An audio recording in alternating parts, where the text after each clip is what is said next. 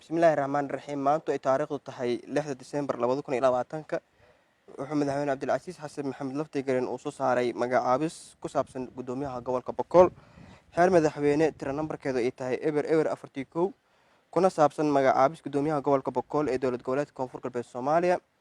Madaxweynaha dowlad goboleedka Koonfur Galbeed Soomaaliya mudane Cabdilcasiis Xasan Maxamed Laftigarin markuu arkay dastuurka dowlad goboleedka Koonfur Galbeed Soomaaliya qodobkiisii 48 farqadiisii koowaad markuu dhageystay talo soo jeedinta wasiirka arrimaha gudaha dowladaha hoose iyo dib u heshiisiinta dowlad goboleedka Koonfur Galbeed Soomaaliya markuu tixgeliyay aqoontii way aragnimada mudanaha jagada soo socota loo magacaabayo wuxuu xeeriyay magacaabis laga bilaabo maanta ay taariikhdu tahay 6 Diseembar 2020 wuxuu madaxweyne Cabdilcasiis Xasan Maxamed Laftigarin u magacaabay mudane Shiine Maxalin Nuurow inuu noqdo gudoomiyaha gobolka Boqol ee dowlad goboleedka Koonfur Galbeed Soomaaliya.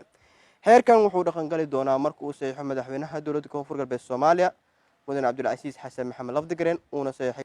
Sidoo kale wuxuu madaxweyne Cabdilcasiis Xasan Maxamed Laftigarin uu soo saaray xeer kale kuna saabsan magacaabis gudoomiye ku-xigeenka siyaasadda iyo amniga gobolka Boqol ee dowlad goboleedka Koonfur Galbeed. Xeer madaxweyne tiro nambarkeedu yahay eber 42 kuna saabsan magacaabis gudoomiyaha ku-xigeenka siyaasadda iyo amniga gobolka Boqol ee dowlad goboleedka Koonfur Galbeed Soomaaliya.